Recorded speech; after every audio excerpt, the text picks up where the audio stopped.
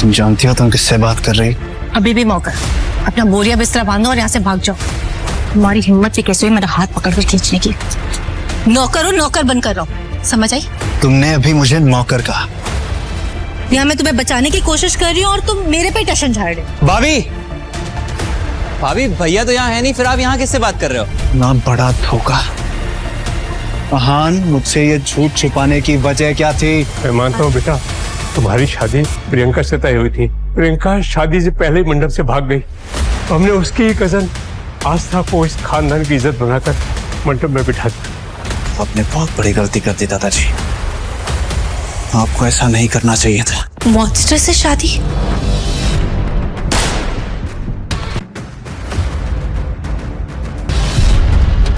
मुझे मॉन्स्टर से शादी करके उसके बच्चे को जन्म देना होगा। आस्था, तेरे पास और कोई रास्ता नहीं है, तुझे ये शादी करनी होगी। मैं ये शादी नहीं कर सकती, मेरा डॉक्टर बनने का सपना अधूरा रह जाएगा। तुझे पता है ये लोग कितने बड़े हैं? कुछ भी हो सकता है, तेरे मामा जी की जान जा सकती है। इतनी सेल्फिश तो तू नहीं हो सकती कि सिर्फ अपने बारे में सोचे। मासूम सी, फूल सी नाजुक आस्था को दुल्हन की तरह सजाया गया, जिसकी खूबसूरती को देखकर हर कोई बस उसे निहारता रहे।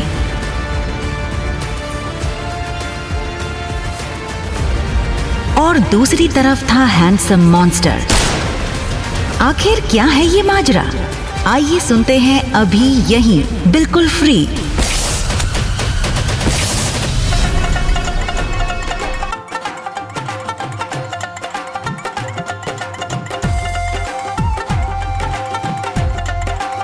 प्रियंका दीदी, आपकी शादी और हम ना आए, ऐसा हो सकता है क्या? नानी, कल का ही दिन था कि आस्था खुशी खुशी अपनी मामी की लड़की की शादी के लिए गांव से शहर आई थी। बचपन से ही अनाथ आस्था को उसकी नानी ने पाल पोस कर बड़ा किया। उसका एक ही सपना था कि पढ़ लिख कर डॉक्टर बनना।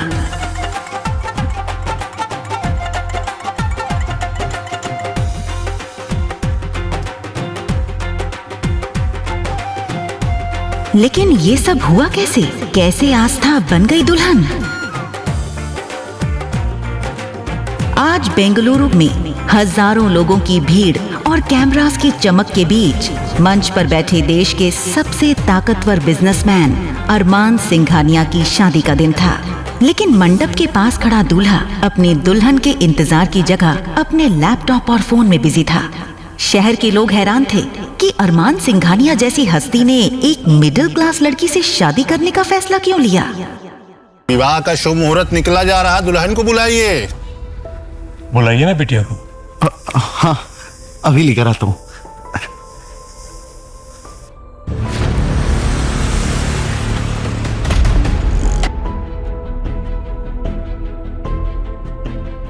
अरमान की दुल्हन प्रियंका को अरमान के दादू यानी आलोक सिंघानिया ने चुना था। प्रियंका उन्हीं के ऑफिस में काम करने वाले एक क्लर्क मनोज मल्होत्रा की बेटी थी। साधारण सी दिखने वाली प्रियंका ने भी अपने पिता के दबाव में आकर इस शादी के लिए हाँ कर दी। लेकिन आज शादी के दिन जैसे ही मनोज जी अपनी बेटी प्रियंका के कमरे में घुसे तो अंदर का नजारा देखकर उनके पैरों तले जमीन खिसक गई। प्रियंका मंडप में आने से ठीक पहले गायब हो चुकी थी।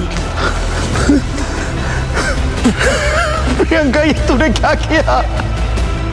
जैसे ही ये बात उसके माता पिता को पता चली तो उनके पैर कांपने लगे। तभी वहाँ खड़े आलोक जी को जैसे ही इस बात का एहसास हुआ कि कहीं कुछ गड़बड़ हुई है तो वो भी उस ओर बढ़ गए। बिटिया तैयार हुई कि नहीं? हाँ, बस वो तैयार हो रही है, थोड़ी देर में आ जाएगी। आप जाइए ना। लेकिन ये झूठ ज्यादा देर टिक नहीं पाया, क्योंकि अरमान के दादाजी ने कमरे के अंदर से आ रही रोने की आवाज सुन ली थी। उन्होंने एक झटके में कमरे का दरवाजा खोला और अंदर घुस गए। अंदर एक सिंपल, मासूम लेकिन बेहद खूबसूरत लड़की रो रही थी, जिसका नाम था आस्था। ये देखकर आलोक सिंघानिया गरजते हुए बोले, प्रियंका कहाँ है? प्रियंका भाग गई सर, और हमें पूरा यकीन है कि इस आस्था ने उसे भगाया है। मैंने कुछ नहीं किया मामी जी, प्लीज मेरी बात का भरोसा कीजिए। ये शादी होकर रहेगी। अगर दुल्हन भाग गई है तो उसकी जगह कोई और बैठेगी। अगर ये शादी नहीं हुई तो पता है ना अरमान का गुस्सा। अरमान के गुस्से से कोई नहीं बचा पाएगा, मैं भी नहीं।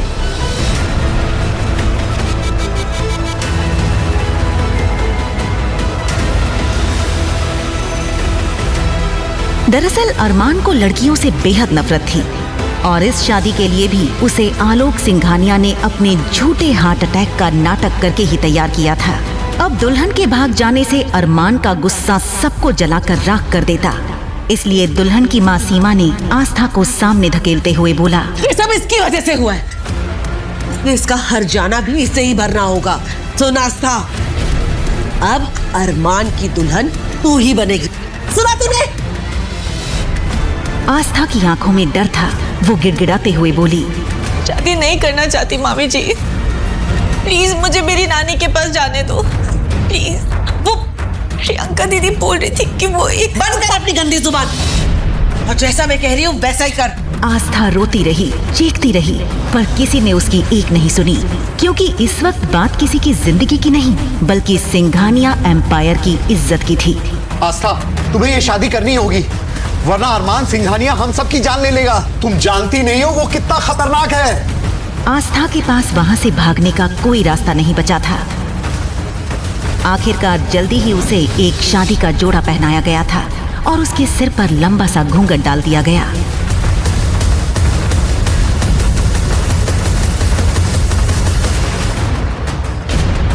हाथ आगे बढ़ाइए।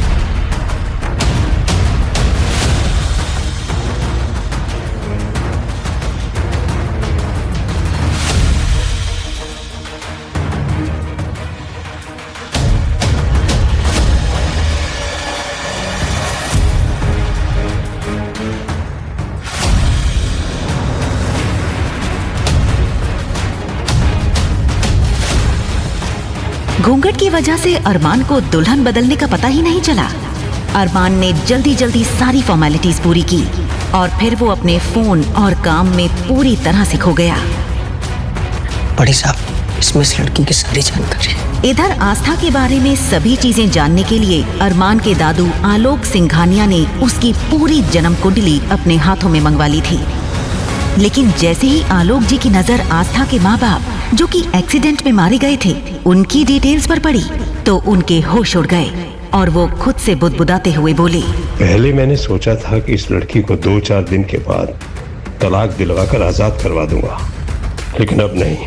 ये जिंदगी भर अरमान सिंघानिया की पत्नी बनकर ही रहेगी। इसी के साथ आस्था विदा होकर सिंघानिया मैंशन के दरवाजे पर पहुंच गई। अरमान तेजी से दरवाजे के अंदर जाने लगा कि तभी अरमान बेटा, शादी के बाद अकेले घर नहीं आ सकते, बहू को लाना पड़ेगा। जाओ, बहू को लेकर आओ। अपने माता पिता को खोने के बाद एक दादू ही थे जिन्हें अरमान अपनी जान से भी ज्यादा प्यार करता था और उनकी किसी भी बात को टालता नहीं था।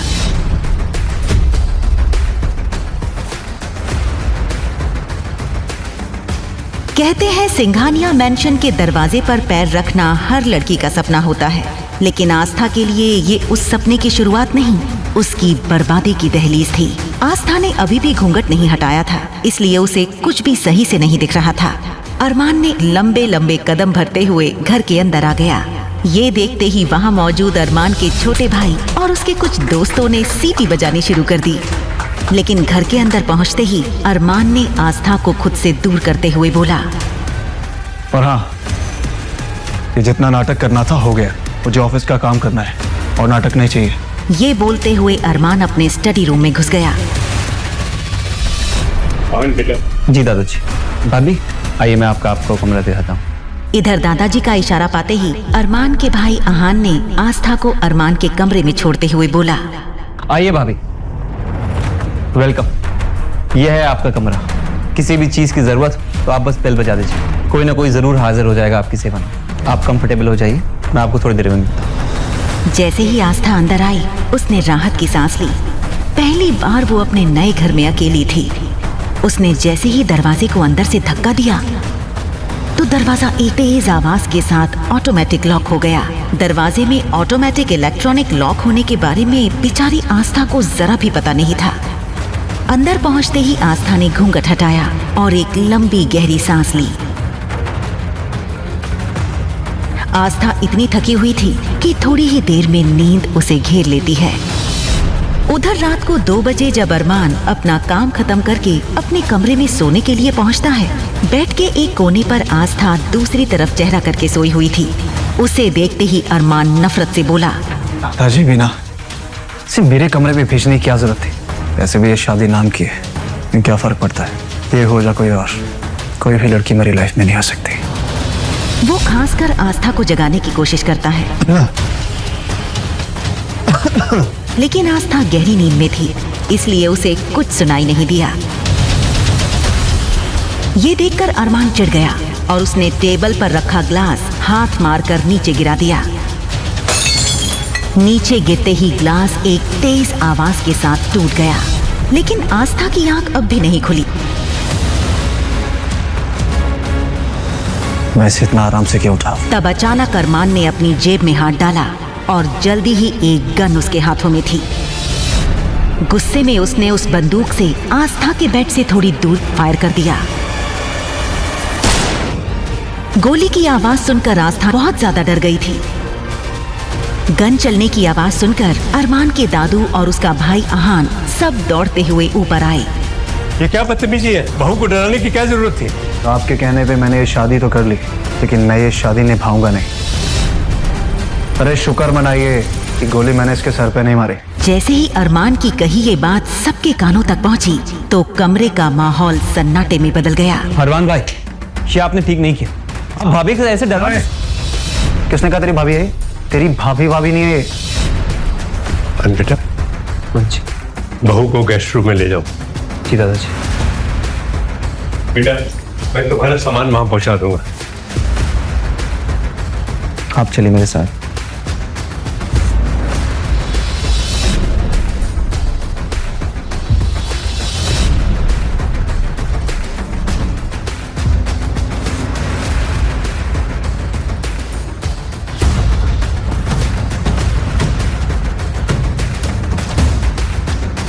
हमें माफ कर देना बेटी, हम जानते हैं तुम्हारे साथ हमने बहुत नाइंसाफी की है और उस वक्त कोई और रास्ता भी नहीं था।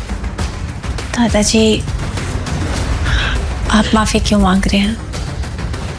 जो कुछ भी हुआ उसमें आपकी कोई गलती नहीं है।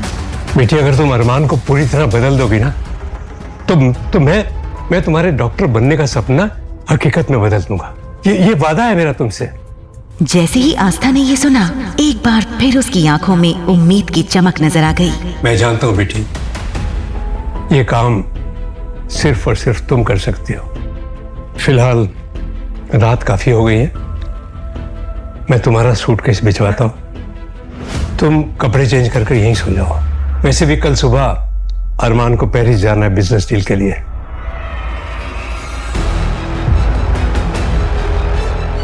ये सुनकर आस्था ने चैन की सांस ली।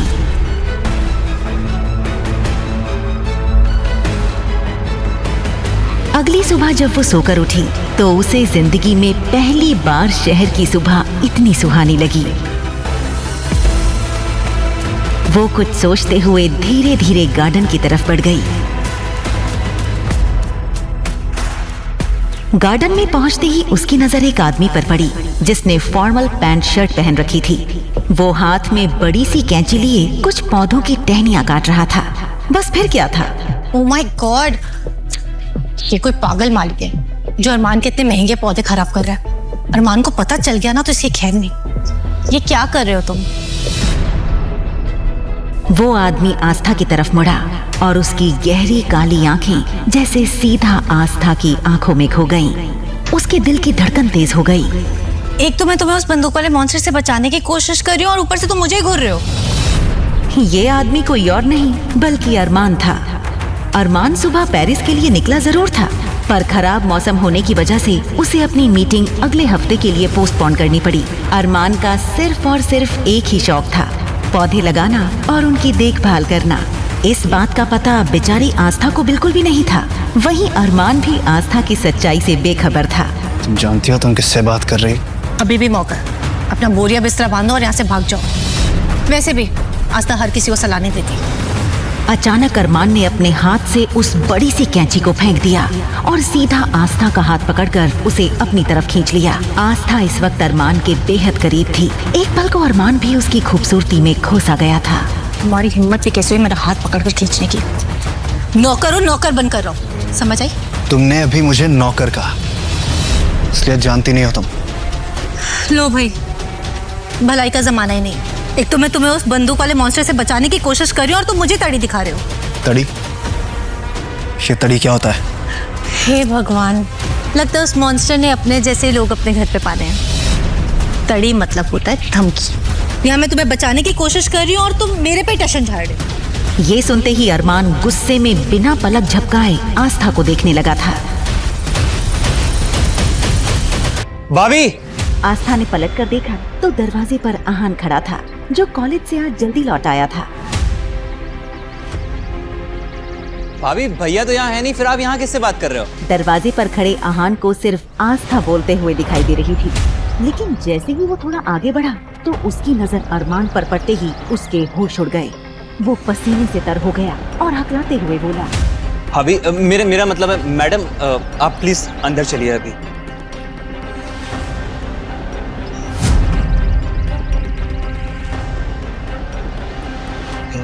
ना बड़ा धोखा।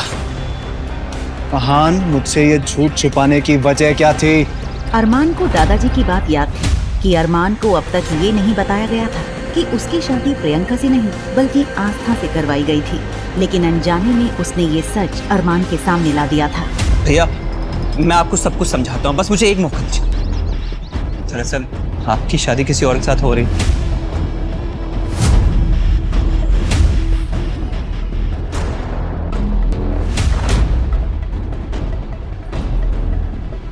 जैसे ही आहान ने अरमान को उसकी शादी का पूरा सच बताया तो उसका शरीर गुस्से से कांपने लगा।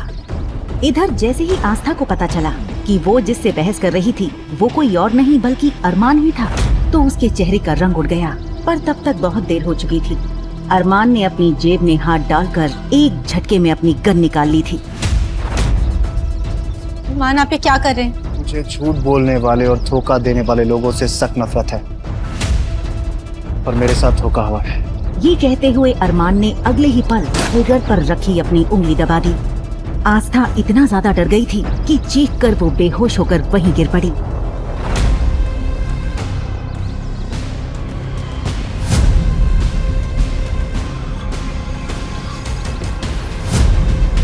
आहान ने अगले ही पल आस्था को सोफे पर लिटाते हुए अपने दोस्त ध्रुव को कॉल करके घर आने के लिए बोल दिया। ध्रुव शहर का जाना माना सर्जन और डॉक्टर था। आस्था को इस हाल में देखकर दादाजी ने सफाई देते हुए अरमान से कहा, अरमान बेटा,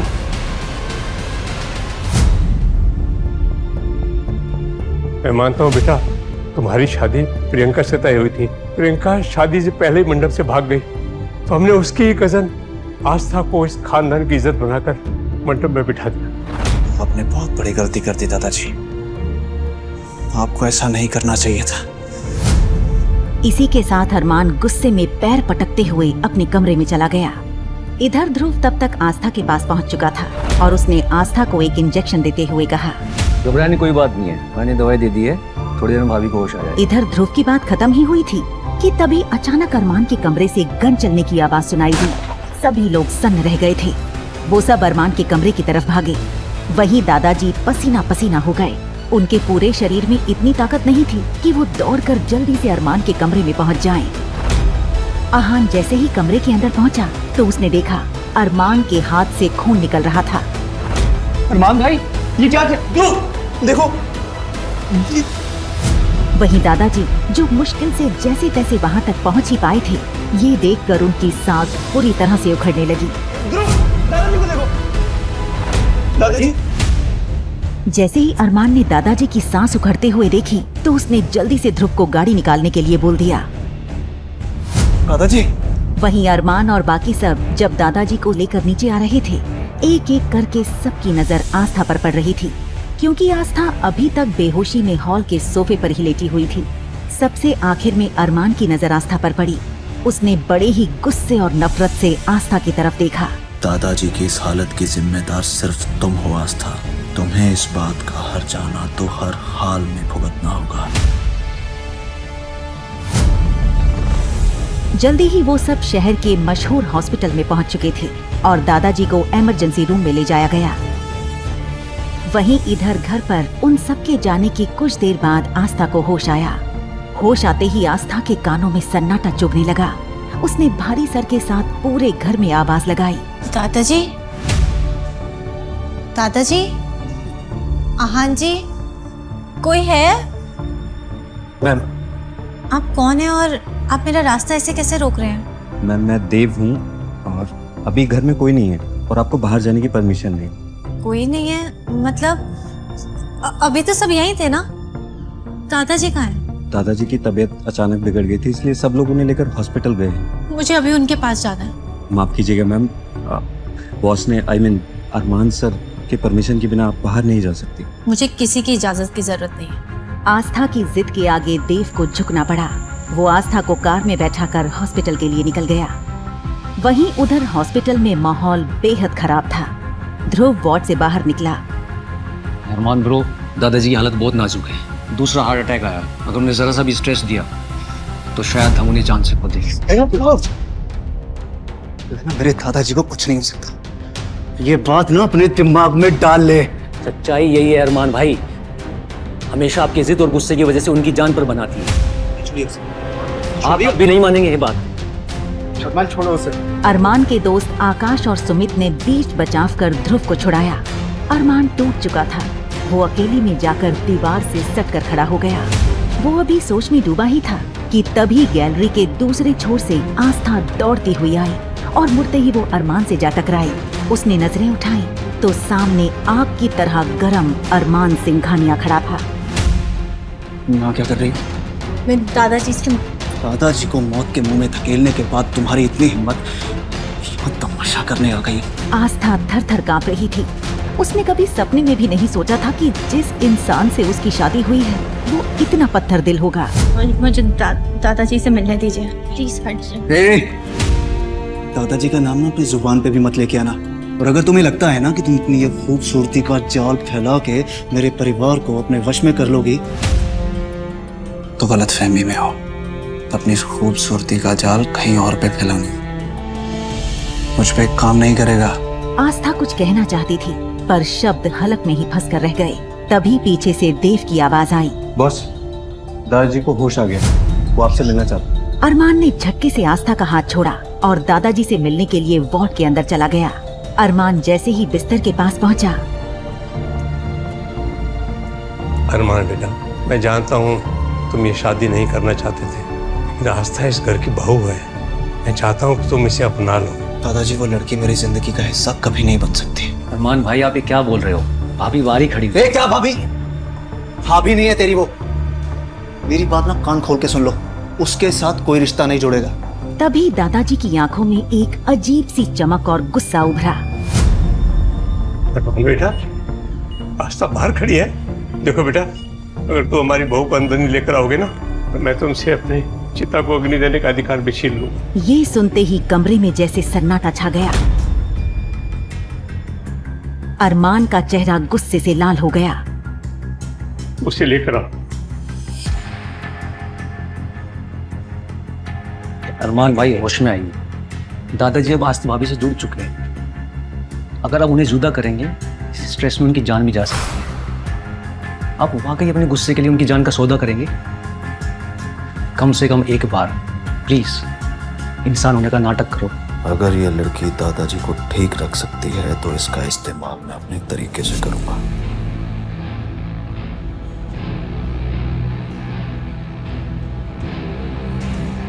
मानना पड़ेगा, तुमने आते ही मेरे घर की सबसे कमजोर कड़ी पे कब्जा कर लिया।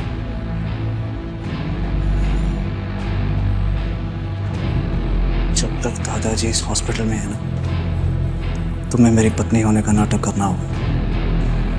और अगर एक भी आंसू गिरा ना तो तुम्हारे पूरे खानदान को बर्बाद कर दूंगा मैं। लियो, ठीक करो अपना और अंदर चलो। आस्था ने किसी आज्ञाकारी बच्चे की तरह अपने आंसू पोंछे और अरमान के पीछे पीछे कमरे में दाखिल हुई। दादाजी ने मुस्कुराकर आस्था का हाथ पकड़ा। वहीं अरमान एक कोने में खड़ा दादाजी और आस्था को देख रहा था।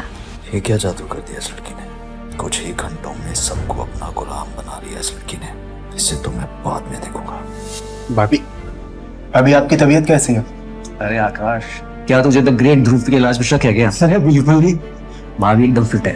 आकाश भैया, ध्रुव जी बिल्कुल ठीक कह रहे हैं। मैं बेहतर हूँ। ध्रुव जी, मेरी आपसे बस एक ही रिक्वेस्ट है, दादाजी को जल्दी ठीक करके घर भेज दीजिए ना। अरे भाभी आप फिक्र ना कीजिए, बस रिपोर्ट आने में 2-3 घंटे बाकी है, तब तक आप अरमान भाई के साथ घर पे जाकर रेस्ट कीजिए। ये सुनते ही आस्था का चेहरा सफेद पड़ गया।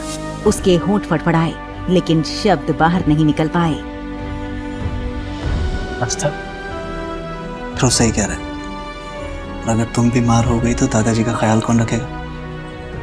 चलो घर चले।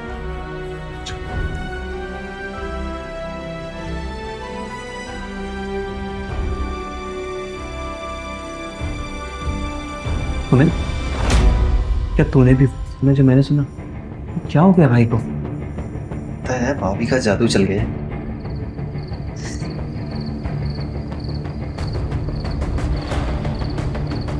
हे भगवान, प्लीज आज इस मॉन्स्टर से बचा दो। आपको पक्का 101 नारियल चढ़ाऊंगी। प्लीज आज बचा लो।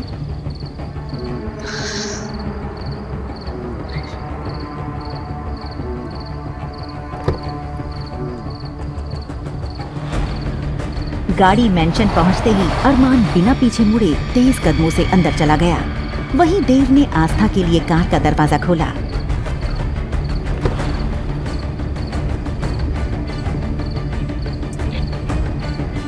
देव भैया, क्या आप बता सकते हैं कि बाकी सब कब तक आएंगे?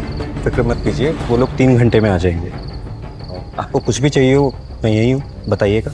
देव समझ गया था कि आस्था अरमान के साथ अकेले रहने से मौत की तरह डर रही थी।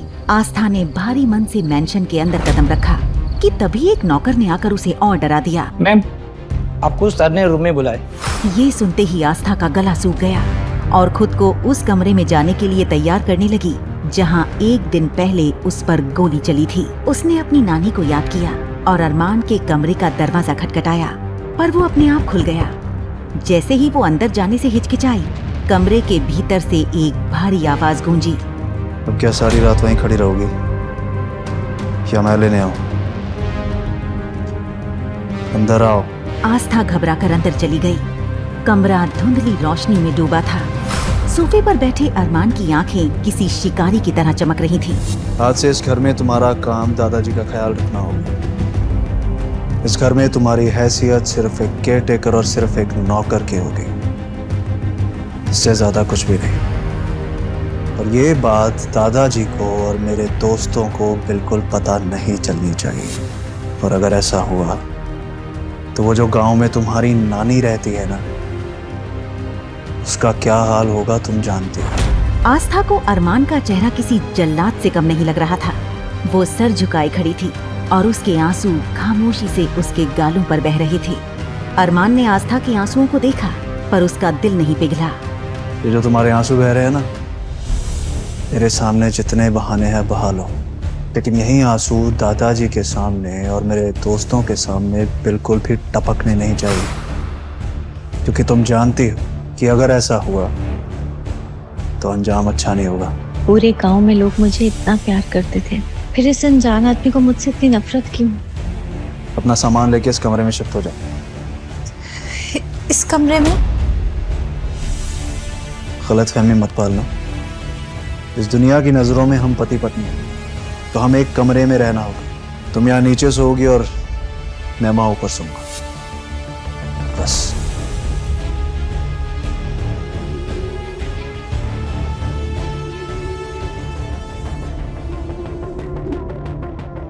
आस्था दौड़कर अपने उस कमरे में गई जो दादाजी ने उसे दिया था और बेड पर गिरकर फूट फूट कर रोने लगी। लेकिन फिर उसे अरमान की धमकी याद आई। तो वो जो गांव में तुम्हारी नानी रहती है ना, उसका क्या हाल होगा तुम जानते हो। उसने खुद को संभाला। नहीं आस्था, वो रो नहीं सकती। तुझे हिम्मत दिखानी होगी। नानी और दादाजी की सलामती के लिए तुझे उस मॉन्स्टर का सामना करना ही होगा।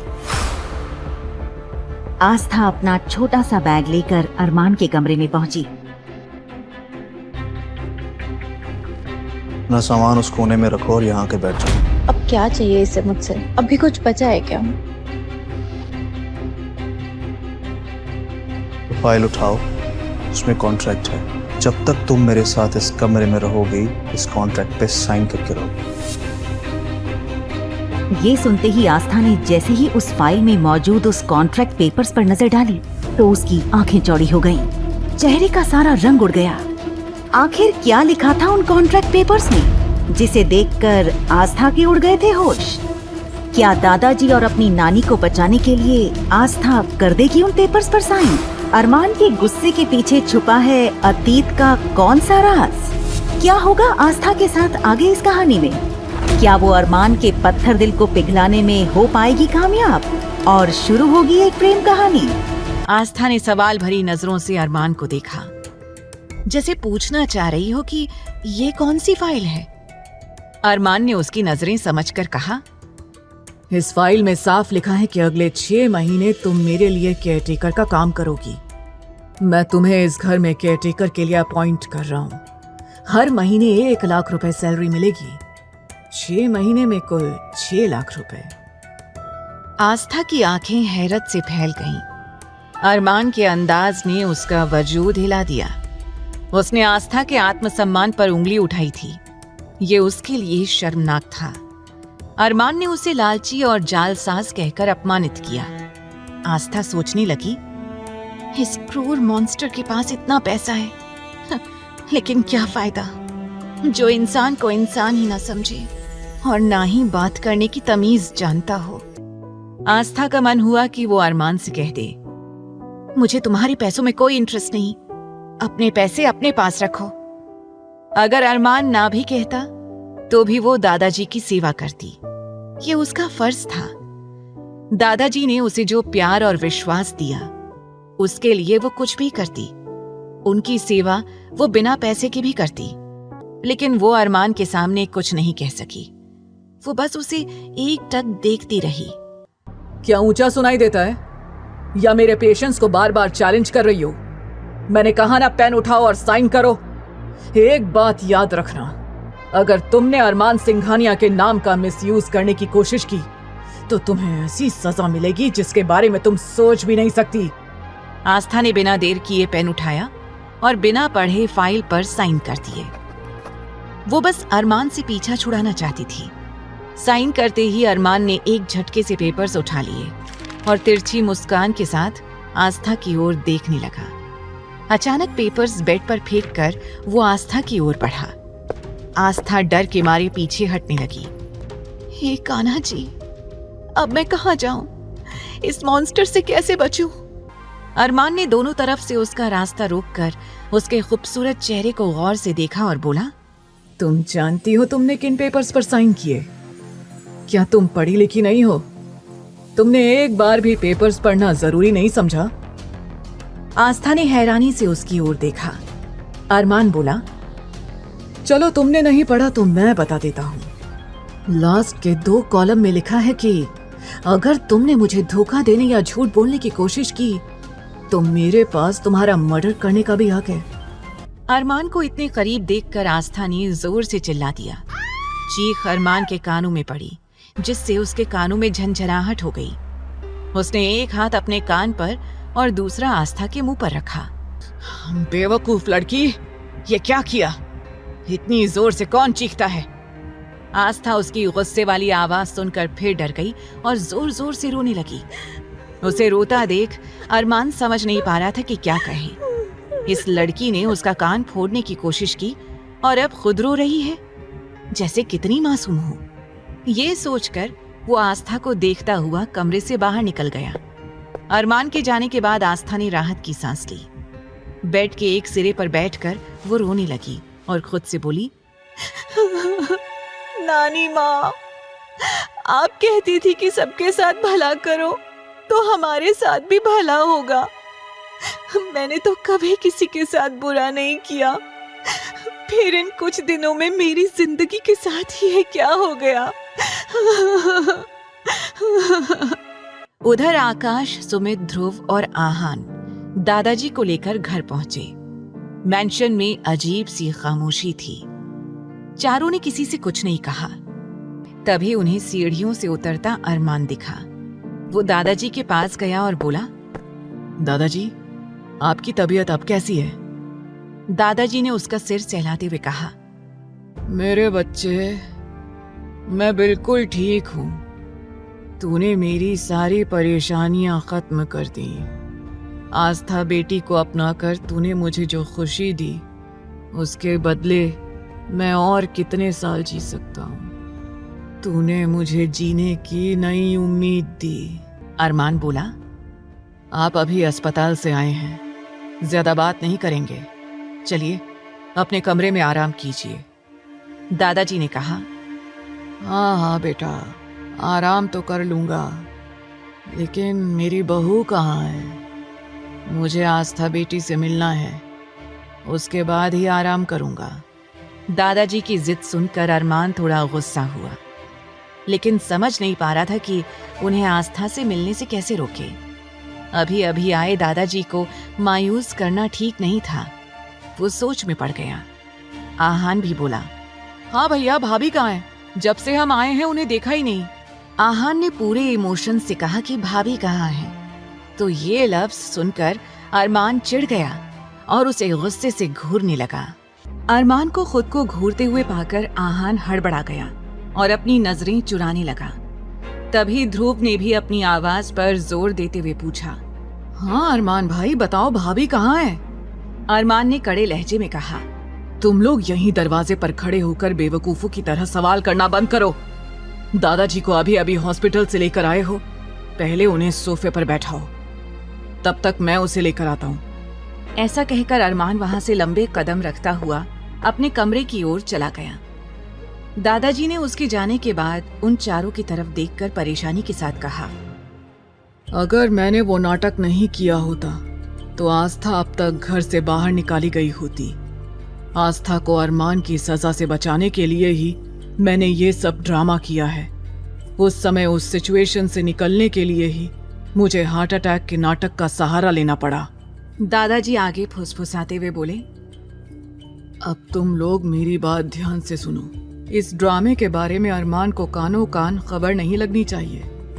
जब तक आस्था अरमान के दिल में अपने लिए जगह नहीं बना लेती, तब तक हमें अपना ये नाटक कंटिन्यू करना पड़ेगा। तुम सब सुन रहे हो ना मेरी बात? इतना सुनते ही ध्रुव शॉक्ड होकर बोला, दादाजी, एक पल को तो आपकी हालत देखकर मैं भी धोखा खा गया था कि कहीं आपको वाकई हार्ट अटैक तो नहीं आ गया। लेकिन आप तो बड़े अच्छे एक्टर निकले। आपकी एक्टिंग देखकर मजा आ गया। और तो और ये आहान भी आपको नहीं पकड़ पाया, जो खुद को बहुत बड़ा एक्टर समझता है। तो भला अरमान भाई कहाँ से पकड़ते? लेकिन फिर भी हम सब में से सबसे ज्यादा शार्प नजर अरमान भाई की ही है। इसीलिए आपको अभी भी उनसे बचकर रहना है। आपको अभी कंटिन्यूअस अपनी दवाई भी खानी होगी, लेकिन आप परेशान ना हो। आपकी सारी दवाइयों को मैं कैल्शियम की दवाइयों से रिप्लेस कर दूंगा, तो आप अरमान भाई के सामने भी दवाइयां खा सकते हो। ऐसा कहकर ध्रुव मुस्कुराने लगा। अब तक वो लोग अंदर आकर बैठ गए। तब आकाश सोचते हुए बोला, यार, अरमान भाई को गए हुए काफी समय हो गया। वो अभी तक आस्था भाभी को लेकर क्यों नहीं आए? दादाजी परेशान होकर बोले, हमें तो रह रह कर आस्था की चिंता सता रही है। तुम जानते हो ना, हमने उसे अकेले अरमान के साथ छोड़ने का रिस्क तो ले लिया, लेकिन अब हमें डर भी लग रहा है कि कहीं उसने आस्था बेटी को डरा धमका ना दिया हो। ध्रुव ने इनकार करते हुए कहा, नहीं दादाजी, मैंने आपके कहने के मुताबिक अरमान भाई के मन में ये बात डाल दी थी कि आस्था भाभी से ही दादाजी की खुशी है, तो वो आस्था भाभी को किसी भी तरह की कोई तकलीफ ना दे। अभी के लिए भले ही अरमान एक्टिंग कर रहा हो, लेकिन आप तो जानते ही हैं कि धीरे धीरे जब दोनों एक दूसरे के साथ रहेंगे तो प्यार भी हो जाएगा। बस एक बार प्यार हो जाए, फिर तो अरमान भाई आस्था भाभी को कभी भी छोड़कर कहीं नहीं जाने वाले। सुमित ध्रुव की तारीफ करते हुए बोला, यार एक बार तो तेरी बातें सुनकर मुझे ऐसा लगा कि कहीं अरमान तेरा गला ना दबा दे, लेकिन फिलहाल तू बच गया, वो भी सिर्फ दादाजी की वजह से। वो चारों ही अपने अपने किए गए कारनामों की बखान करके मुस्कुरा रहे थे। वहीं दूसरी ओर अरमान जैसे ही आस्था को लेने के लिए अपने कमरे में गया, उसने देखा कि आस्था बेड के साइड लेटकर सो रही थी और उसके गालों पर आंसुओं की लकीरें साफ दिखाई दे रही थी। अरमान आस्था को इस तरह से बेफिक्री से सोता हुआ देखकर हैरान हो गया और तब उसे याद आया कि कुछ देर पहले आस्था यही बोल रही थी कि उसे बहुत नींद आ रही थी, उसे सोना है। अरमान हैरान होकर सोचने लगा, इस लड़की को मैंने इतनी ज्यादा बातें सुनाई, लेकिन फिर भी ये इतनी आसानी से कैसे सो सकती है। नहीं नहीं मिसेस आस्था अरमान सिंघानिया, तुम्हें इस तरह मजे से सोने का कोई हक नहीं है। अब तुम मेरी कैद में हो, तो जैसे मैं चाहूंगा तुम्हें वैसे ही रहना होगा। और अभी तो तुम्हें मेरे दादाजी बुला रहे हैं, तो तुम्हें अब उठना ही होगा। ऐसा कहकर अरमान ने साइड टेबल पर रखा हुआ जग का पूरा पानी उठाया और सोती हुई आस्था के ऊपर फेंक दिया। आस्था, जो कि एक सुकून की नींद सोई हुई थी, इस तरह से अपने ऊपर पानी गिरने की वजह से फटाफट उठकर बैठ गई और जोरों से चिल्लाने लगी, नानी, नानी बाढ़ आ गई नानी, भागो बचाओ, बारिश आई, नानी माँ कहाँ है आप? आस्था को इस तरह चिल्लाते देखकर अरमान हैरान हो गया। फिर उसकी आवाज बाहर न जाए इसलिए उसने जल्दी से आस्था के मुंह पर हाथ रख दिया। हालांकि अरमान का कमरा साउंड प्रूफ था, जिसकी वजह से अंदर की कोई भी आवाज बाहर नहीं जा सकती थी, न ही बाहर की कोई आवाज अंदर आ सकती थी। लेकिन फिर भी अरमान कोई रिस्क नहीं लेना चाहता था। आस्था के मुंह पर हाथ रखे हुए ही वो गुस्से में बोला, इतना क्यों चिल्ला रही हो? क्या तुम थोड़ा धीरे नहीं बोल सकती हो? और तुम्हारी हिम्मत कैसे हुई बिना मुझसे पूछे सोने की? तुम्हें बिना मुझसे पूछे या बिना मुझे बताए कुछ भी काम करने का कोई हक नहीं है, लेकिन तुमने ऐसा किया है और मेरे बनाए रूल को तोड़ने की हिम्मत की है। आस्था को जैसे होश आ गया था। वो कुछ कहना तो चाहती थी, लेकिन अरमान का हाथ अपने मुंह पर होने की वजह से वो कुछ भी बोल नहीं पा रही थी। वो सिर्फ अपनी बड़ी बड़ी आंखों में कंफ्यूजन लिए अरमान को घूर रही थी। अरमान ने गुस्से में कहा, तुम्हारे मुंह पर अब क्या ताले लगे हुए हैं? बोलती क्यों नहीं हो? मेरी बातों का जवाब दो। आस्था बार बार अपनी पलकें इधर उधर करने लगी। वो अरमान को ये बताना चाह रही थी कि अरमान का हाथ उसके मुंह पर रखा हुआ था, तो वो कैसे कुछ भी बोल सकती है। आस्था इरिटेट होने लगी और फिर अरमान के उस हाथ पर हल्का सा बाइट कर दिया। इस अचानक से हुए हमले की वजह से अरमान ने तुरंत अपना हाथ उसके मुंह पर से हटा लिया था। अब अरमान गुस्से से और भी ज्यादा भड़क उठा और आस्था को खा जाने वाली नजरों से देखकर कहने लगा, तुम्हारी हिम्मत कैसे हुई अरमान सिंघानिया को काटने की? अरमान के हाथ हटते ही आस्था गहरी सांस लेते हुए जल्दी से बोली, हम आपको कब से ये बताने की कोशिश कर रहे हैं कि आपने हमारे मुंह पर हाथ रखा है, तो भला हम कैसे बोल सकते हैं? ये कहते हुए आस्था उसे घूरने लगी। उसे पक्का यकीन था कि अगर आज अरमान अपना हाथ नहीं हटाता तो वो बेहोश हो जाती। आस्था ने ये सब बड़े ही मासूमियत और भोलेपन में कहा था, इसलिए एक पल को अरमान उसकी मासूमियत में पूरी तरह से खो गया। लेकिन अगले ही पल अपनी आंखों में गुस्सा लिए सख्त लहजे में बोला, अपनी ये फालतू की बकवास बंद करो और जाकर अपने कपड़े चेंज करो और फटाफट से दादाजी से मिलने के लिए मेरे साथ चलो। जैसे ही आस्था ने ये सुना कि दादाजी आ गए और उसे बुला रहे थे, तो वो खुश हो गई। कुछ देर पहले तक उसे अरमान के साथ अकेले रहने में बहुत डर लग रहा था, लेकिन अब ये सुनने के बाद कि दादाजी और बाकी सब लौट आए थे, तो वो खुश हो गई। आस्था मासूमियत से बोली, क्या वाकई दादाजी आ गए? हमें भी उनसे मिलना है। ऐसा कहकर आस्था दौड़कर अरमान की साइड से जाने लगी। अरमान ने तुरंत उसका हाथ पकड़ लिया और कहने लगा, तुम पागल हो गई हो क्या? तुम्हें मेरी बातें सुनाई नहीं देती? तुम इस तरह से दादाजी के पास नहीं जा सकती हो। क्या तुम भूल गई कि तुम्हारे सारे कपड़े भीगे हुए हैं? क्या तुम इस तरह से दादाजी के सामने जाओगी? जाओ, जाकर पहले कपड़े चेंज करो। अरमान की धमकी सुनने के बाद आस्था सिर झुकाकर एक तरफ खड़ी हो गई। अब अरमान को और भी ज्यादा गुस्सा आने लगा। उसे अभी समझ आ रहा था कि वो अरमान की बात ऐसे कैसे टाल सकती है। अरमान गुस्से से अपने कदम बढ़ाकर आस्था के सामने खड़ा हो गया और कहने लगा, मेरी तरफ देखो और बताओ, इस तरह से सिर झुकाकर क्यों खड़ी हुई हो? आस्था ने सिर झुकाए ही धीमे लहजे में जवाब दिया, जी वो हमारे पास एक्स्ट्रा कपड़े नहीं है। जो नानी माँ ने कपड़े भिजवाए थे वो सिर्फ 2-3 जोड़ी ही थे और वो सब हमने धोने के लिए दिए थे, लेकिन वो अभी तक सूखे नहीं हैं।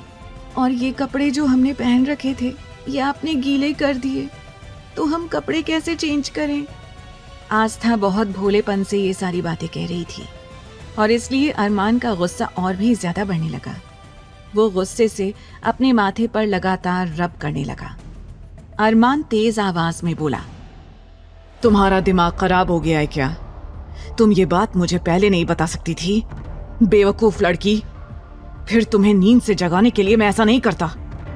अरमान दांत पीसते हुए आस्था को घूरने लगा, लेकिन आस्था डर के मारे एक तरफ सिर झुकाए खड़ी थी, मानो उसने कितना बड़ा गुनाह कर दिया था और वो अरमान की अदालत में खड़ी थी। अरमान अपने कमरे की अलमारी की तरफ गया और वहां जाकर उसने ढेर सारी साड़ियां देखी। उसने आस्था की तरफ पलटकर सख्त अंदाज में पूछा, तुम कह रही थी तुम्हारे पास कपड़े नहीं हैं, लेकिन यहाँ तो पूरी अलमारी साड़ियों से भरी पड़ी है। क्या तुम्हें कल ये साड़ियाँ अलमारी में नजर नहीं आई? अब आस्था की नजर भी उन फैंसी और महंगी साड़ियों पर गई जो उसने शादी की रात ही देख ली थी, लेकिन आस्था ने कभी भी साड़ी पहनी ही नहीं थी, इसीलिए उसने उसे छुआ भी नहीं। आस्था ने कहा, लेकिन मैं ये... आस्था की बातें उसके गले में ही अटक गई। अरमान ने पूछा, लेकिन मैं ये वो क्या? अगर तुमने ये कपड़े देख लिए थे तो तुम ऐसा कैसे कह सकती हो कि तुम्हारे पास कपड़े नहीं हैं? आस्था डरकर जल्दी से बोली, वो हमें ये साड़ियां पहननी नहीं आती हैं। अरमान शॉक्ड होकर बोला, क्या? जैसे ही अरमान ने ये सुना उसका गुस्सा और भी ज्यादा बढ़ने लगा, क्योंकि सामने खड़ी हुई ये लड़की उसके पेशेंस लेवल को चेक कर रही थी। अरमान गुस्से से आस्था की ओर देखकर बोला, तुम सच सच बताओ, क्या सच में तुम्हें साड़ी पहननी नहीं आती है? तब आस्था ने एक बार फिर अपनी गर्दन मासूमियत से ना में हिला दी। तब अरमान ने आस्था की ओर देखते हुए कहा, अपने कपड़े उतारो। अरमान की बात सुनकर आस्था की आंखें हैरानी से फैल गईं। उसने चौंकते हुए कहा, क्या? जो कपड़े अरमान ने उसके ऊपर पानी डालने से गीले कर दिए थे, उन कपड़ों में वो पहले से ही सिमटी जा रही थी। उसने खुद को कवर करने की नाकाम कोशिश की। उसकी हरकत देखकर अरमान शायद आस्था की सिचुएशन समझ गया और तेज आवाज में बोला, क्या तुम्हें सुनाई नहीं दे रहा है मैंने तुमसे क्या कहा? अभी और इसी वक्त अपने कपड़े उतारो। मैं जानता हूं कि तुम्हें साड़ी पहनना नहीं आता है, ये तुम्हारी शक्ल पर साफ साफ लिखा हुआ दिखाई दे रहा है। मैं साड़ी पहनने में तुम्हारी मदद कर देता हूँ। अरमान के ये कहते ही आस्था के मन में उठ रहे ढेरों सवाल अब कम हो गए। आस्था मुंह बनाते हुए मन ही मन बोली, कितना बेशर्म आदमी है ये। उसने हल्की और धीमी आवाज में पूछा, लेकिन आपको देखकर तो नहीं लगता कि आप साड़ी पहनते होंगे, फिर आपको साड़ी बांधना कैसे आता है? क्या अरमान सच में आस्था को साड़ी पहनाने में उसकी मदद करेगा? क्या आस्था उसकी जिद के आगे झुकेगी या अपने हक के लिए आवाज उठाएगी? अरमान गुस्से और नफरत से आस्था की ओर देखने लगा, क्योंकि उसे जल्द से जल्द आस्था को दादाजी के पास लेकर जाना था। अरमान ने आस्था की कोई बात नहीं सुनी और अपने कबर्ड से एक महंगी और ब्रांडेड साड़ी निकाल ली और चिढ़कर बोला, मेरे पास तुम्हारे इन फालतू सवालों का कोई जवाब नहीं है। अब फटाफट से अपने कपड़े उतारो और मैं तुम्हारी मदद कर देता हूँ। दरअसल अरमान का इरादा था कि वो अपनी आंखें बंद करके आस्था को गाइड कर देगा कि उसे साड़ी कैसे पहननी है, लेकिन वो अपनी बात आस्था को बोल नहीं पाया। इसलिए अपनी इमेज बरकरार रखते हुए उसने आस्था को सीधे कपड़े उतारने के लिए कह दिया।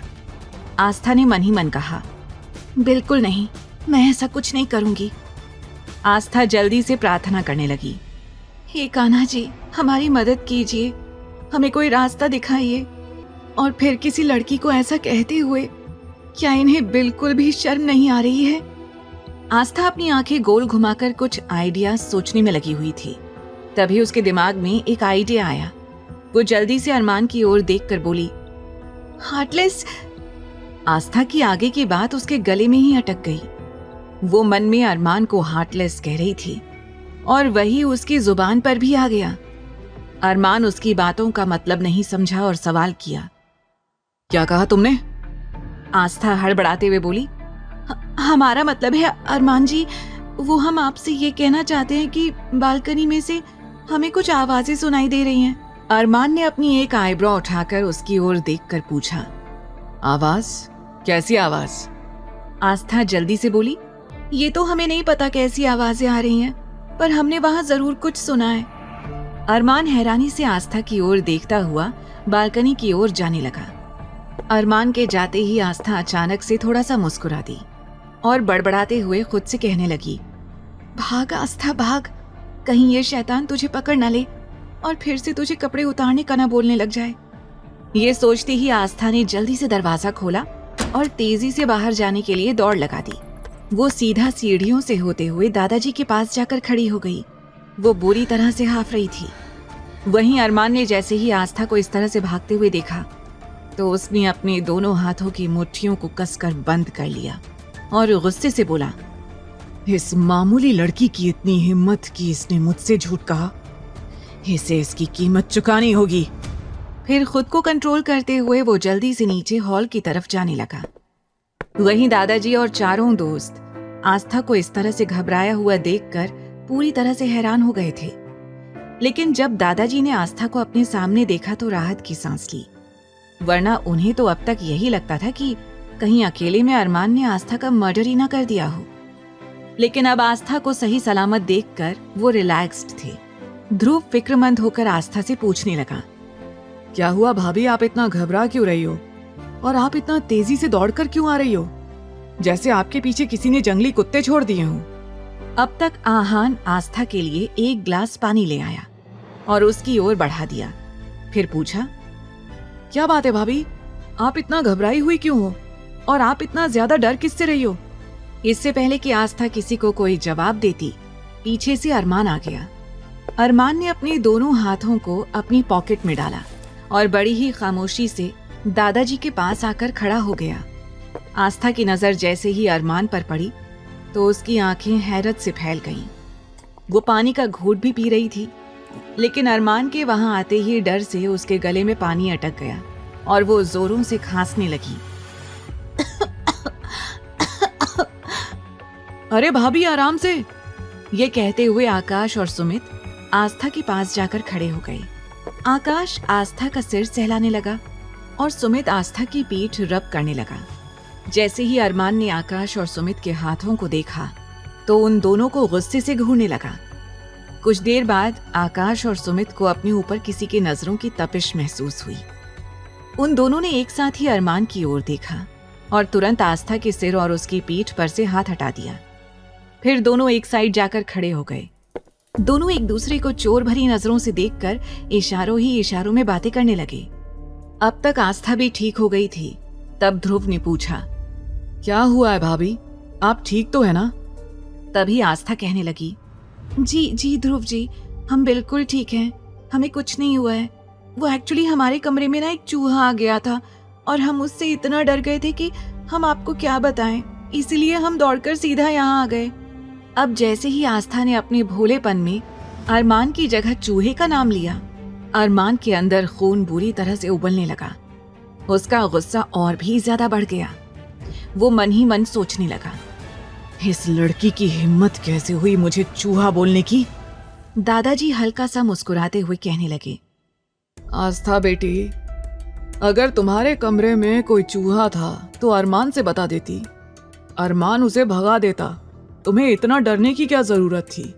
और फिर वो आहान को देखकर कहने लगे, आहान बेटा, जाओ रूम में जाकर देख कर आओ, किस चूहे की हिम्मत हो गई हमारी बेटी को इतना परेशान करने की, जिससे हमारी बेटी इतना ज्यादा डर गई।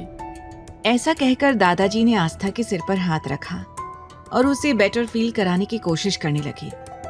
तभी दादाजी की नजर आस्था के कपड़ों पर गई। उन्होंने हैरान होकर सवाल किया, बेटा, तुम्हारे कपड़ों को क्या हुआ है? तुम्हारे कपड़े गीले कैसे हैं? आस्था अचानक से दादाजी के पूछे गए सवाल से घबरा गई और उसने चोर नजरों से अरमान की ओर देखा, जो कि अपनी आंखों में आग लिए आस्था को ही घूर रहा था।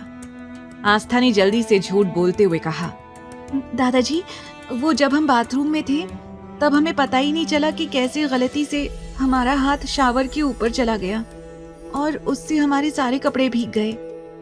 हम बस चेंज करने ही जा रहे थे, लेकिन तभी अरमान जी ने बताया कि आप आ गए हैं, तो इसीलिए हम सबसे पहले आपसे मिलने के लिए आ गए। आस्था ने बड़ी ही चालाकी से अपनी बात कही, जिसे देखकर अरमान मन ही मन बोला, कितनी सफाई से ये लड़की झूठ बोल देती है। मतलब पूरी तरह से जाली और धोखेबाज है ये लड़की। ये सोचते हुए अरमान को आस्था से और भी ज्यादा नफरत होने लगी। दादाजी हंसते हुए बोले, अच्छा चलो बच्चों, तुम जाओ और आराम करो। कल सुबह मुझे तुम सबसे जरूरी बात करनी है, तो इसीलिए तुम सब जाओ और आराम करो। दादाजी ने जैसे ही आस्था और अरमान को वहां से जाने के लिए कहा, आस्था परेशान हो गई, क्योंकि वो अरमान के साथ उसके कमरे में नहीं जाना चाहती थी। इसीलिए वो हिचकिचाने लगी और आपस में अपने हाथों की उंगलियों को मरोड़ने लगी। चारों दोस्त बड़े गौर से आस्था की ओर देख रहे थे। वो एक दूसरे की आंखों में देखकर बातें करने लगे। सुमित धीमी आवाज में बोला, लगता है भाभी को अरमान भाई के साथ कमरे में जाने से डर लग रहा है। आकाश फुसफुसाते हुए बोला, भाई डर क्यों नहीं लगेगा? भाभी तो फिर भी आज ही आई हैं। हम तो कई सालों से अरमान भाई को देखते आए हैं। आज तक हमारी हिम्मत नहीं होती उनके कमरे में जाने की, तो फिर बेचारी मासूम सी इनोसेंट सी भाभी को भला इनसे डर तो लगेगा ही। आहान मायूस होकर बोला, यार मुझे तो भाभी को देखकर सच में बहुत तरस आ रहा है। कितनी प्यारी सी हैं ये। मैं नहीं चाहता कि अरमान भाई इन्हें कोई भी दुख दें। ध्रुव उसे समझाते हुए बोला, तेरे मन की बात तू अपने मन में ही रख, क्योंकि अभी तक सिर्फ दादाजी की वजह से अरमान ने किसी को कुछ नहीं कहा है, वरना अब तक तो वो गोली चला ही देता। चारों एकदम से खड़े होकर आपस में बातें कर रहे थे। अब आस्था के पास वहां से जाने के अलावा कोई और रास्ता नहीं था, इसीलिए वो बेचारगी से सबकी ओर देखते हुए अरमान के पीछे जाने लगी। उसकी आंखों में देखकर ऐसा लग रहा था मानो वो सबसे रिक्वेस्ट कर रही थी कि मुझे बचा लो, मुझे इस मॉन्स्टर के साथ अकेले मत भेजो। अरमान सीढ़ी पर चढ़ने से पहले बीच में रुक गया।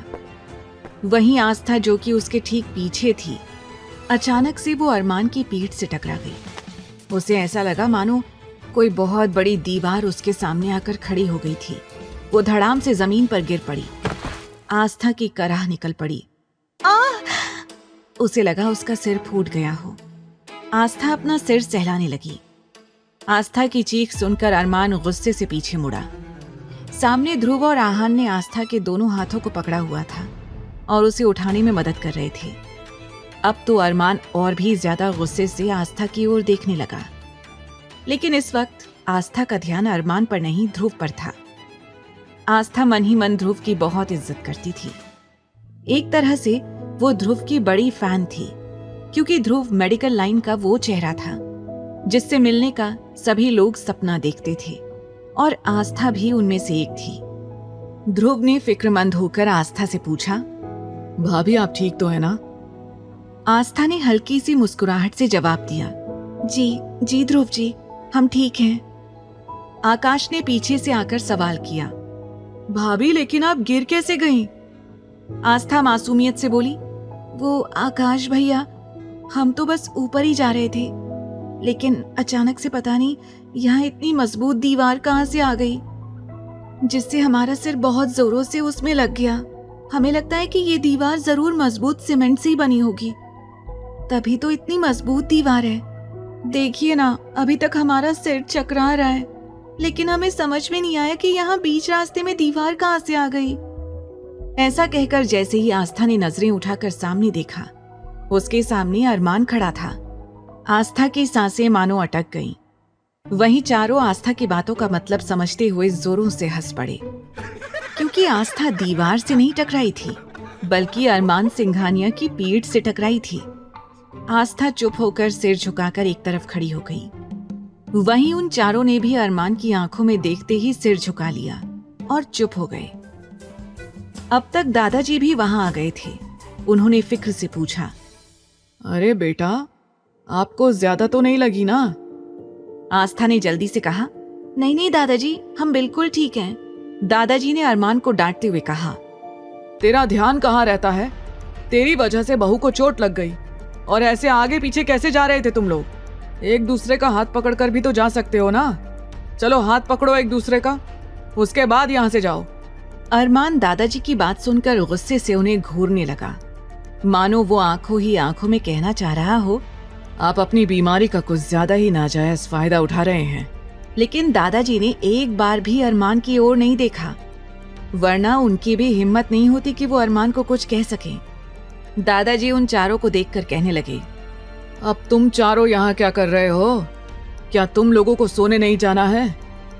आकाश बोला, दादाजी मेरी तो कल एक इम्पोर्टेंट मीटिंग है, तो इसीलिए मैं तो आज पहले विला में ही जाऊंगा। वैसे भी विला ज्यादा दूर नहीं है, मैं बस निकल रहा हूँ। तभी ध्रुव ने भी कहा, मुझे भी जाना होगा, लेकिन हाँ, हम लोग सुबह पक्का नाश्ता करने के लिए यहाँ आ जाएंगे। और वैसे भी हम सब भाभी के हाथ के आलू के पराठे मिस नहीं करना चाहते हैं। वैसे भाभी, कल भी क्या आलू के पराठे मिल सकते हैं? आस्था मुस्कुराते हुए कहने लगी, जी जरूर, हम जल्दी आलू के पराठे बना देंगे। आप सब लोग प्लीज टाइम से आ जाइएगा। वहीं अरमान ने दादाजी की ओर देखते हुए तुरंत आस्था का हाथ कसकर पकड़ लिया। आस्था को कुछ समझ में नहीं आया, क्योंकि आस्था अभी भी ध्रुव से और बातें करना चाहती थी। लेकिन तब तक अरमान उसे लगभग घसीटता हुआ अपने साथ सीढ़ी से ऊपर कमरे में लेकर जाने लगा और जल्दी ही कमरे में जाकर उसने कमरे को अंदर से लॉक कर दिया। आस्था डरते हुए बोली, ये आप क्या कर रहे हैं? लेकिन अरमान ने आस्था का हाथ कसकर पकड़ लिया और उसे लगभग घसीटता हुआ अपने साथ सीढ़ियों से ऊपर कमरे में लेकर जाने लगा। कमरे में पहुंचते ही उसने कमरे को अंदर से लॉक कर दिया। बाहर खड़े सभी हैरानी से मुंह खोले ये सब देख रहे थे। वहीं दादाजी के होठों पर मुस्कुराहट थी। आहान एक्साइटेड होकर बोला, दादाजी, आपने देखा? भाई हमारी आंखों के सामने भाभी का हाथ पकड़कर लेकर गए हैं। मुझे तो लग रहा है कि अब वो दिन दूर नहीं है जब मुझसे छोटा कोई इस घर में आने वाला है। आहान की बात सुनकर बाकी के तीनों गुस्से से आहान को देखने लगे। वहीं सबको अपनी तरफ देखता हुआ पाकर आहान हड़बड़ा गया और बोला, क्या हुआ? आप लोग मुझे इस तरह से क्यों देख रहे हो? अरे मैं सच कह रहा हूं। दादाजी ने उसे चुप कराते हुए कहा, बदमाश, मुंह बंद कर अपना, और तुम सब लोग भी आराम करने निकल जाओ और सुबह टाइम से यहाँ जमा हो जाना, समझे तुम सब? दादाजी सबको इंस्ट्रक्शन देते हुए अपने कमरे में चले गए। आहान ने मासूम शक्ल बनाकर पूछा, क्या हुआ यार? मैंने फिर कुछ गलत बोल दिया क्या? ध्रुव मुस्कुराते हुए बोला, अरे नहीं आहान साहब, आप गलत कहाँ बोलते हैं? आप तो जो बोलते हैं बिल्कुल सही बोलते हैं। एक दूसरे की तरफ देखकर वो तीनों आहान का मजाक उड़ाने लगे। वहीं दूसरी ओर अरमान ने आस्था को कमरे में ले जाकर कमरा लॉक कर दिया था और गुस्से से आस्था के सामने खड़ा हो गया। आस्था को बहुत डर लग रहा था। उसे समझ नहीं आ रहा था कि वो अब अरमान से कैसे बचे, क्योंकि आज उसने एक साथ 2 से 3 कांड कर दिए थे। पहला, अरमान को झूठ बोलकर कमरे से भाग गई। दूसरा, उसने दादाजी के सामने चूहे को लेकर झूठ बोल दिया। और तीसरा, जब वो अरमान से टकराई तो अरमान की पीठ को सीमेंट से बनी हुई दीवार बोल दिया। अब एक एक करके आस्था के माइंड में अपनी सारी गलतियां घूमने लगी। आस्था ने अपना सिर नीचे किया और जल्दी से अरमान के ठीक साइड से निकलकर जाने की कोशिश करने लगी। लेकिन तभी अरमान ने उसका हाथ पकड़ लिया और पूछा, कहाँ जा रही हो? आस्था हड़बड़ाते हुए बोली, वो हम अपने कमरे में जा रहे हैं। अरमान दांत पीसते हुए बोला, क्या तुम्हें बातें भूलने की बीमारी है? मैंने तुम्हें कहा था ना कि आज के बाद तुम इसी कमरे में मेरे साथ रहोगी। क्या तुम्हें मेरी बात सुनाई नहीं देती, या फिर तुम जानबूझकर मेरी बात सुनना नहीं चाहती हो? अरमान आस्था को घूरने लगा। आस्था ने जल्दी से कमरे में देखा, जहां सिर्फ एक ही बेड था। वो मासूमियत से बोली, लेकिन यहाँ तो सिर्फ एक ही बेड है और हम 2 लोग हैं। आस्था के मासूमियत भरे सवाल को सुनकर अरमान अपनी उंगलियों से अपने सिर पर टैप करने लगा। आस्था मन ही मन बोली, अचानक से इन्हें क्या हो गया है?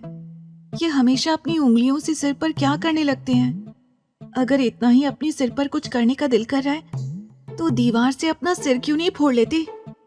आस्था मन ही मन ये सोच रही थी, लेकिन अरमान उसे खा जाने वाली नजरों से देखने लगा। आस्था घबराते हुए बोली, अब मैंने ऐसा क्या किया है? ये मुझे ऐसे क्यों देख रहे हैं?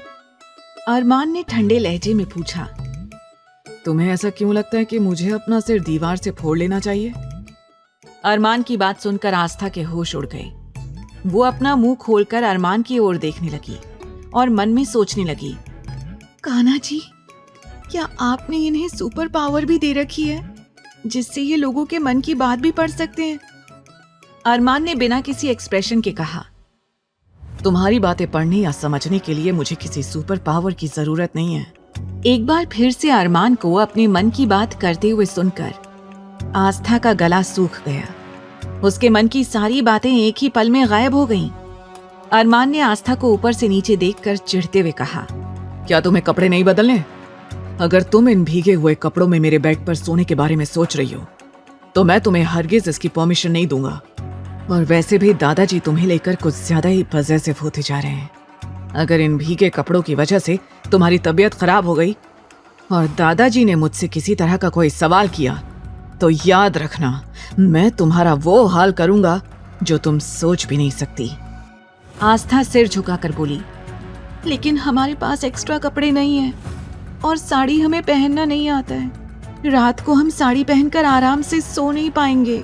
अरमान उसे घूरते हुए सोचने लगा, कल सबसे पहले इसके कपड़ों का कुछ इंतजाम करना होगा, वरना ये लड़की कपड़े ना होने की बात कह कहकर मेरा सिर खाती रहेगी। अरमान अचानक से आगे बढ़ा और अपनी अलमारी में से अपना एक शर्ट और एक पैंट निकालकर आस्था की तरफ फेंक दिया। वैसे तो अरमान आस्था को अपने कपड़े नहीं देना चाहता था, लेकिन फिलहाल उसके पास कोई और ऑप्शन नहीं था। आस्था उन कपड़ों को हैरानी से देखने लगी और सवाल करने लगी, लेकिन अरमान जी, ये कपड़े तो आपके हैं और अगर हम इन कपड़ों में बाहर जाएंगे तो दादाजी क्या कहेंगे? एक बार फिर अरमान ने अपना हाथ अपने सिर पर मार लिया और सोचने लगा, ये बेवकूफ लड़की कितना बकवास करती है। क्या इसे समझ में नहीं आ रहा है कि ये कपड़े मैं इसे कमरे में पहनने के लिए दे रहा हूँ? क्या ये सच में इतनी बेवकूफ है या मेरे सामने बेवकूफ बनने का ड्रामा कर रही है? अरमान इरिटेट होते हुए बोला, बेवकूफ लड़की, तुम्हारा दिमाग खराब हो गया है क्या? ये कपड़े मैंने तुम्हें बाहर पहनकर जाने के लिए नहीं दिए हैं, इसलिए चुपचाप से ये कपड़े पहनकर सो जाओ और सुबह होते ही इन्हें बदल लेना, समझी तुम? फिर अरमान ने अपनी उंगली से एक और इशारा किया और बोला, वो रहा बाथरूम का रास्ता। अगर तुम्हें बाथरूम का रास्ता समझ में नहीं आ रहा है तो मैं तुम्हें लेकर चलता हूँ। ऐसा कहकर जल्दी ही उसने एक बार फिर आस्था का हाथ पकड़ लिया और बाथरूम का दरवाजा खोलकर बेरहमी से उसे अंदर धक्का दे दिया। अचानक धक्का लगने से आस्था अपना बैलेंस नहीं बना पाई और वो सीधा घुटनों के बल बाथरूम में जा गिरी। उसकी चीख निकल गई, आह! अगले ही पल आस्था के घुटनों से खून निकलना शुरू हो गया। उसे चोट लग गई थी, लेकिन अरमान ने इस बात की कोई परवाह नहीं की। उसने झट से बाहर से दरवाजा बंद कर दिया। अरमान वापस अपने मास्टर बेडरूम में आया ही था कि तभी उसका फोन रिंग करने लगा। फोन देखकर अरमान के चेहरे पर एक साथ कई इमोशंस आए और चले गए।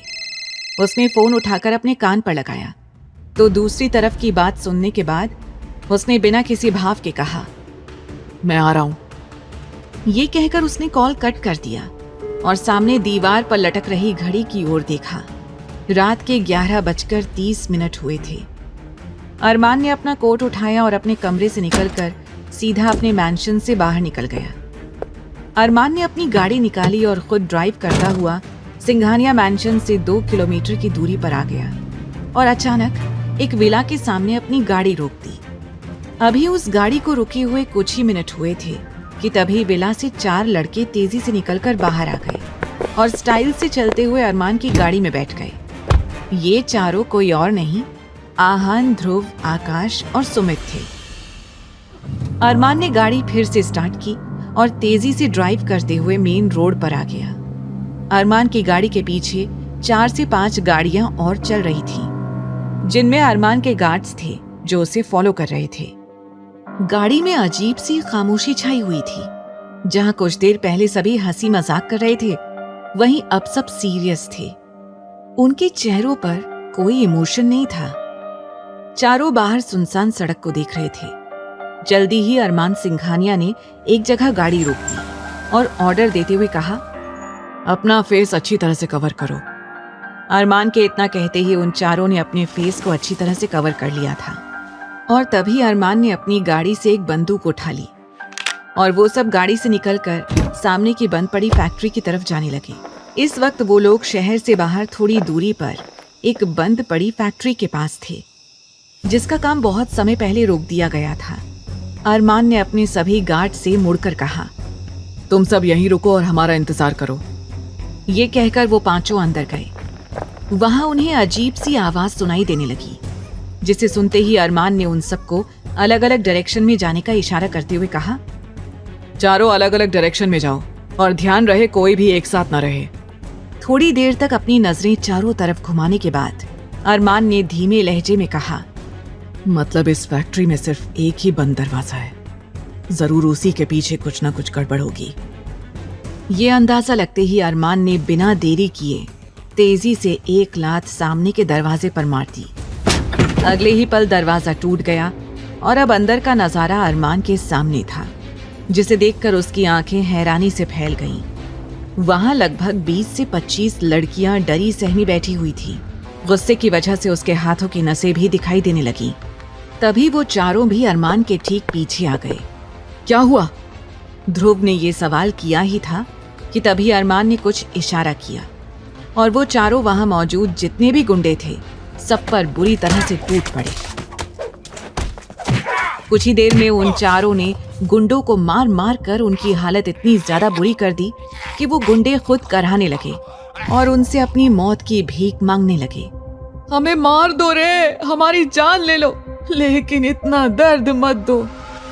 लेकिन उन चारों पर उन गुंडों के कराहने का कोई असर नहीं हो रहा था। वहीं ध्रुव लगातार उनके शरीर के उन्हीं हिस्सों पर वार कर रहा था, जिसके बाद वो लोग मूवमेंट भी नहीं कर सकते थे। इस समय सब एक से बढ़कर एक खतरनाक लग रहे थे। वहीं अरमान सिर्फ खामोशी से एक जगह खड़े होकर ये सब देख रहा था।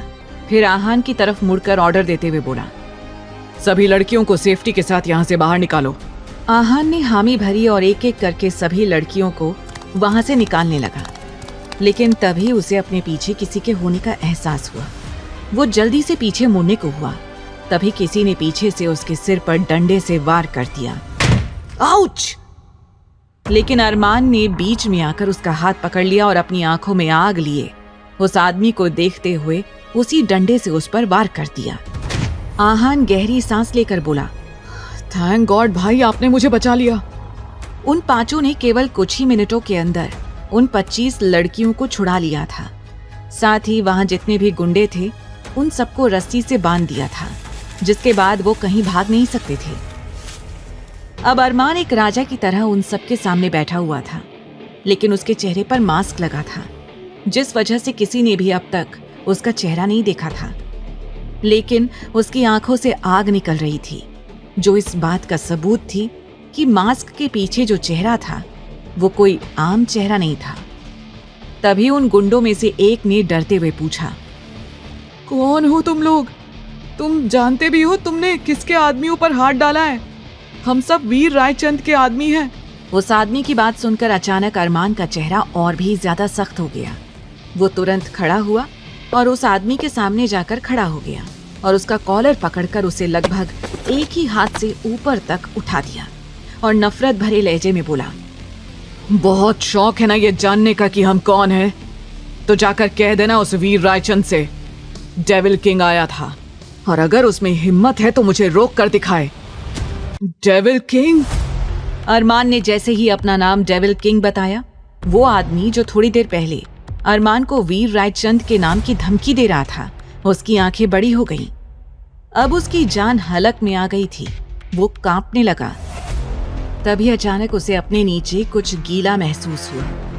ये देखकर आहान की हंसी छूट गई। वो बोला, अरे बस डेविल किंग के नाम से ही इसकी तो पैंट गीली हो गई है। तभी सुमित ने आगे बढ़कर उस आदमी के कंधे पर अपना हाथ रख दिया और प्यार से बोला, तुम जानते हो हम तुम्हें जिंदा क्यों छोड़ रहे हैं, नहीं ना? तो सुन लो, ताकि डेविल किंग के खौफ का आंखों देखा हाल तुम जाकर वीर रायचंद को बता सको। और हाँ, जाने से पहले अपने साथियों का अंजाम जरूर देख कर जाना। वो आदमी जो वीर रायचंद का भरोसेमंद आदमी था बुरी तरह से कांपने लगा और जल्दी ही वो वहां से भाग निकला। अरमान ने सख्त लहजे में कहा, सभी लड़कियों को उनके घर वापस भेज दो। ये कहकर अरमान बाहर निकल गया और अपनी गाड़ी में बैठकर वहां से रवाना हो गया। अरमान के जाने के बाद अभी बाकी चारों वहीं रह गए और बचाई हुई लड़कियों को वहां से भेजने की तैयारी करने लगे। ये सब काम करते हुए उनके चेहरे पर कोई इमोशन नहीं था। वैसे तो उन सब ने मास्क पहना था जिसकी वजह से उनका चेहरा नजर नहीं आ रहा था, लेकिन उनकी आंखें और बॉडी मूवमेंट्स इस बात का सबूत दे रही थी कि वो लोग इस काम में एक्सपर्ट थे। सामने जितनी भी लड़कियां थी उनकी आंखों में खुशी की चमक थी और वो एहसान भरी नजरों से चारों को देख रही थी, लेकिन उनके चेहरे का दर्द देखकर सुमित का दिल भर आया। वैसे तो सुमित अपने आप को मजबूत दिखाने की बहुत कोशिश करता था, लेकिन उसका दिल बच्चों वाला था। उसे देखकर आकाश ने फिक्रमंद होकर कहा, अगर हमने इन लड़कियों को यहाँ से भेजने में ज्यादा देर कर दी तो कहीं ऐसा ना हो कि सुमित यहीं रोना शुरू कर दे। आहान जो कुछ देर पहले तक दूर खड़ा किसी से फोन पर बात कर रहा था वहां आकर बोला, मैंने काव्या को बता दिया है, सारी लड़कियां वहीं जाएंगी और उन्हें उनके घर तक वही पहुंचा देगी। काव्या शर्मा अरमान की टीम में थी, जिसकी उम्र लगभग 30 साल थी। बहुत कम उम्र में ही उसके पति की मौत हो गई थी, जिससे उसे एक बेटी थी। वो बेटी के साथ खुशी से जी रही थी। आहान ने लड़कियों को अपने आदमियों के साथ काव्या के पास भेजा, जिसके बाद काव्या उनकी डिटेल्स लेकर उनके घर भेजने या उनके रहने और काम का इंतजाम करने वाली थी। सुमित, आकाश और अरमान को काव्या ने कभी देखा नहीं था। वो सिर्फ आहान और ध्रुव को जानती थी, बाकियों को नहीं। अब वो लोग भी आकाश के विला की ओर रवाना हो गए। वहीं दूसरी ओर आस्था, जिसके घुटनों में चोट लगी थी, उसका खून बहना बंद नहीं हो रहा था। बाथरूम में वो थोड़ी देर तक रोती रही, लेकिन फिर जैसे तैसे खुद को संभाल कर खड़ी हुई। फिर आईने में खुद को देखकर सुबकते हुए बोली, आस्था शांत हो जा, यहाँ तेरे आंसू पोंछने वाला कोई नहीं है, तू बिल्कुल मत रो, कपड़े बदल ले। फिर उसने अपनी जख्मों को साफ किया। वो परेशान होकर बोली, मुझे समझ भी नहीं आ रहा है कि अब लोअर कैसे पहनूं। कहीं अरमान के लोअर में खून के दाग लग गए तो वो जल्लाद हमें इस बात की भी पनिशमेंट ना देने लगे। ये बातें उसके दिमाग में चल रही थी, लेकिन फिलहाल उसके पास कोई और रास्ता नहीं था, इसीलिए उसने उस लोअर को पहन लिया। फिर बड़बड़ाते हुए बोली, अब जो होगा देखा जाएगा। जल्दी ही आस्था चेंज करके बाहर आ गई। उसने पूरे कमरे में देखा, अरमान वहां कहीं नहीं था। ये देखकर आस्था ने राहत की सांस ली। अभी आस्था रिलैक्स्ड थी, इसीलिए वो पूरे कमरे में चारों तरफ अपनी नजरों को घुमाकर देखने लगी। पूरा कमरा इंपोर्टेड चीजों से भरा हुआ था। आस्था हैरान होकर बोली, ये कमरे में कैसे स्टैचू रखे हुए हैं और उनमें नीचे ये कहां से आया है वो भी लिखा हुआ है, Japan, Italy, America etcetera. Wow! Aastha बड़े ध्यान और हैरानी से सब देख रही थी, क्योंकि भले ही वो पहले से इस कमरे में थी, लेकिन उसने अभी तक किसी भी चीज को नोटिस नहीं किया था। उसने अपने लिए एक फर्स्ट एड बॉक्स ढूंढा और उसमें से कॉटन निकालकर अपना घुटना एंटीसेप्टिक से क्लीन करने लगी। तभी आस्था दर्द से कराहते हुए बोली, आह, ये इतना जल क्यों रहा है? नहीं आस्था, ये तो करना ही होगा, और फिर इस तरह से किसी और के घर में बीमार होने का रिस्क नहीं ले सकती है तू। आस्था ने घाव क्लीन करने के बाद उस पर एक ट्यूब और बैंडेज लगा दिया। अपने पैर में मरहम पट्टी करने के बाद आस्था ने अपने लोअर को ऊपर तक फोल्ड कर लिया, लेकिन अब तक उस पर खून के धब्बे लग चुके थे जो कि साफ दिख रहे थे। आस्था खुद में बोली, अब इस दाग को छोड़ आस्था, तू सो जा।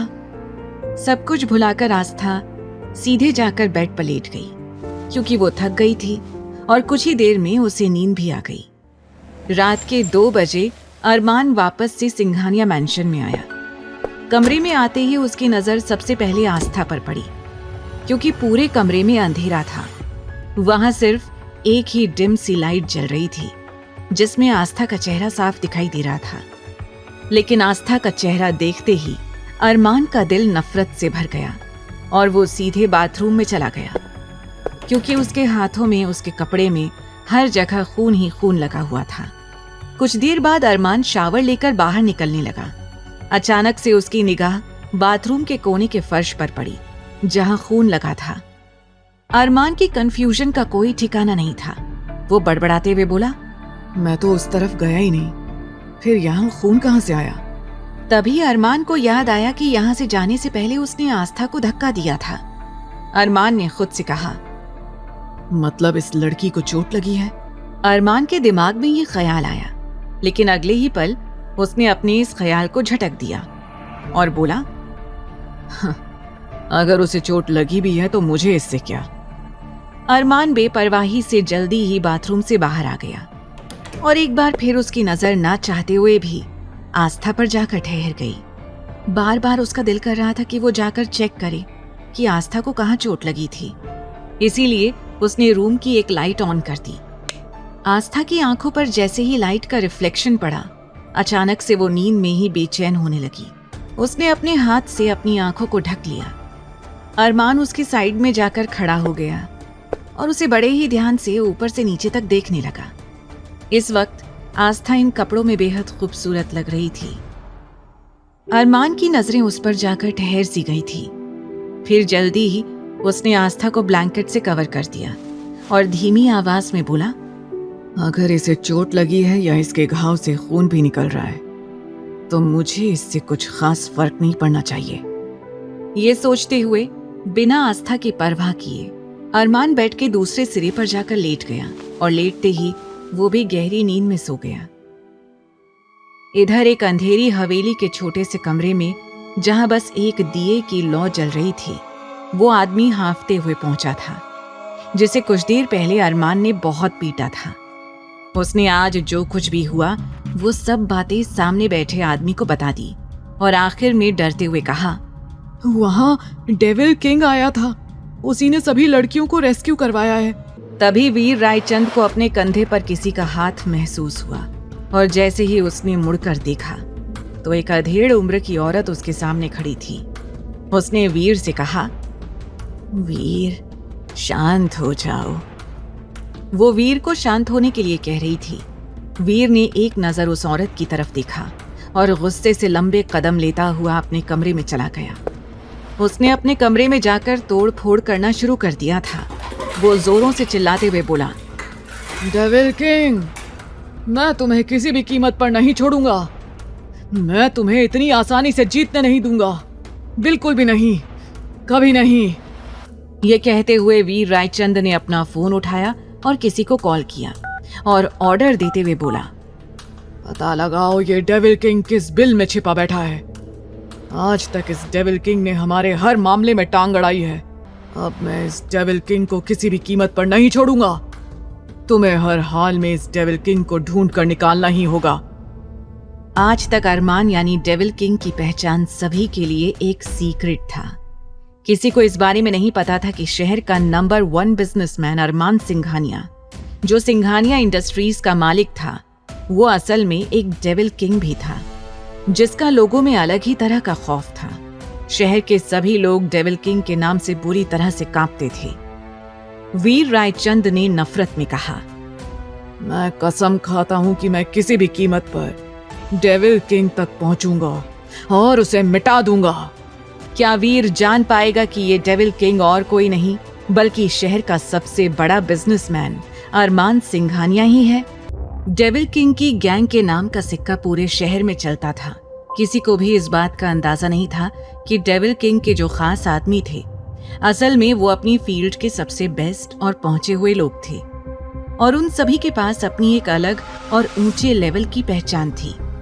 लेकिन जब बात किसी बुराई को रोकने की आती थी, वो सभी लोग एक तरह से जानवर बन जाया करते थे और पूरी तरह से बुराई का सफाया भी करते थे। लेकिन वीर रायचंद के साथ अरमान सिंघानिया की एक गहरी दुश्मनी थी, जिसकी वजह से वो हर बार वीर रायचंद को बर्बाद करने के लिए कोई ना कोई रास्ता खोज निकालता था। अगली सुबह अरमान सिंघानिया नींद से उठा, लेकिन अचानक से उसे अपना शरीर किसी चीज के नीचे दबा हुआ महसूस हुआ। अरमान हैरान होकर बोला, What the hell? ये क्या है? अरमान के मुंह पर इस वक्त काफी सारे लंबे और घने बाल बिखरे हुए थे। अरमान ने उन बालों को हटाकर इधर उधर देखा तो उसे एहसास हुआ कि आस्था उसके बेहद करीब लेटी हुई थी। इतना ही नहीं, उसके बाल पूरी तरह से अरमान के चेहरे पर फैले हुए थे।